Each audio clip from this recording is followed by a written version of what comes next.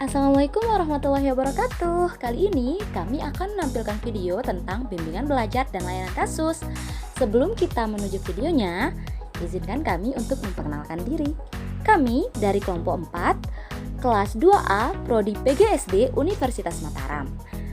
Nama anggota yang pertama, Ainun Mardiah. Yang kedua, Anggun Abdi Nuryati. Yang ketiga, Aulia Zumaro. Yang keempat, Ardita Adha. Yang kelima, Aulia Larasati. Yang keenam, Bayi Putri Widya Jayanti. Dan kemudian yang ketujuh, Bayi Zinda Zufina Utami. Baiklah, tanpa berlama-lama, mari kita langsung ke inti videonya. Teman-teman tahu nggak sih apa itu bimbingan belajar? Nah, bimbingan belajar adalah suatu proses pemberian bantuan kepada siswa dalam menyelesaikan masalah-masalah belajar yang dihadapi siswa, sehingga siswa mampu mencapai tujuan belajar yang diinginkan, serta membantu siswa untuk mendapatkan cara-cara yang efektif dan efisien untuk mengatasi masalah belajar yang dialami. Nah, di sini kami mendapatkan salah satu masalah yang terjadi di dunia nyata, yaitu siswa mengalami kesulitan dalam belajar. Kita sebut saja namanya S ya. Nah, salah satu siswa SD, kita sebut saja S, yang tadi nih mengalami kesulitan belajar. Pada masa awal sekolah, sebenarnya S ini memiliki nilai yang bagus. Namun ternyata saat kenaikan kelas, prestasi dan nilai S ini menurun. Nah, setelah diselidiki, ternyata S mengalami disgrafia atau kesulitan menulis. Hal inilah yang membuat S kesulitan dalam belajar, sehingga menghambat S pula dalam menerima pelajaran karena ia mengalami disgrafia. Akhirnya, guru pun memanggil orang tua S ke sekolah dan membicarakan apa yang tengah dialami oleh S, lalu mencoba mencari jalan keluarnya. Lantas, bagaimana sih cara guru bimbingan konseling S menghadapi masalah S ini?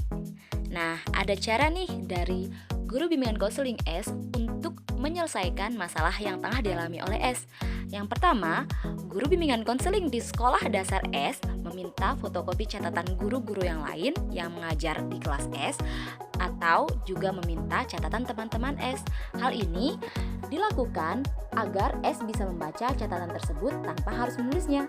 Kemudian yang kedua, guru bimbingan konseling S meminta untuk S belajar cara mengetik.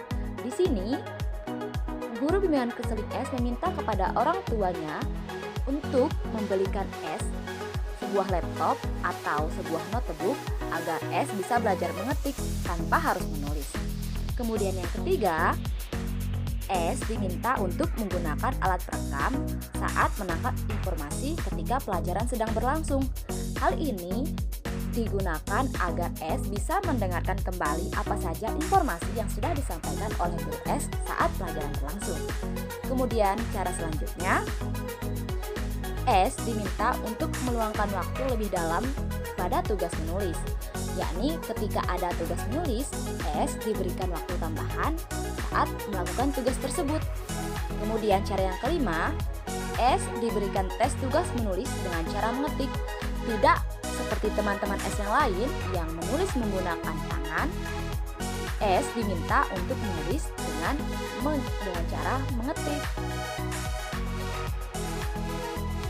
Kemudian yang keenam, S mengerjakan tes secara lisan.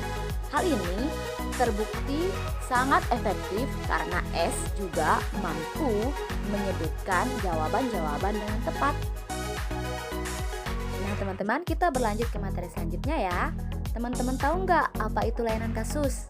Nah, layanan kasus ini adalah suatu proses pemberian bantuan kepada siswa dalam menyelesaikan masalah-masalah di luar pelajaran yang dihadapi siswa, serta membantu siswa untuk mendapatkan cara-cara yang efektif dan efisien untuk mengatasi masalah yang tengah dialami.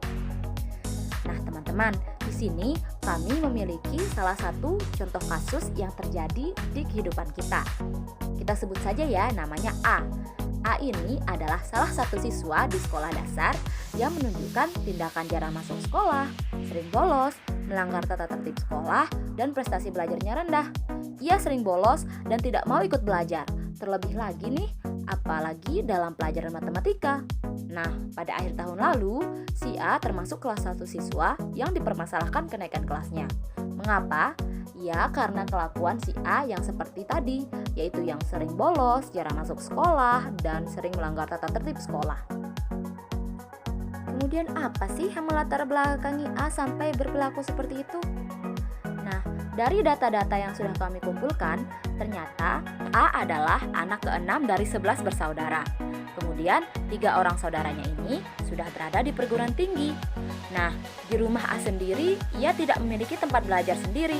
Kemudian, ia juga banyak membantu kegiatan keluarga. Hal inilah yang membuat A sering terlambat masuk ke sekolah. Dan hal ini jugalah yang menyebabkan A kekurangan waktu untuk belajar sehingga dia tidak bisa belajar secara maksimal. Terlebih lagi, kondisi di lingkungan rumah A yang tidak memadai atau tidak nyaman bagi A. Karena terkadang kedua orang tua A ini sering bertengkar sehingga A merasa tidak nyaman berada di rumah dan tidak fokus untuk belajar. Lalu apa sih langkah-langkah guru untuk menyelesaikan masalah si A ini? Nah, yang pertama, guru bimbingan konseling si A memberikan kepercayaan diri pada A. Kemudian yang kedua, guru bimbingan konseling si A juga memberikan pemahaman tentang perilaku A yang kurang baik. Kemudian yang ketiga, guru bimbingan konseling memberitahu kepada A tentang konsekuensi dari kelakuan si A. Yang keempat, guru konseling A membantu A dalam membuat pertimbangan-pertimbangan nilai tentang tingkah lakunya sendiri. Kemudian yang terakhir, guru berdiskusi dengan orang tua A. Nah, sekian dari kami teman-teman. Terima kasih telah menyaksikan video ini sampai selesai. Sampai jumpa.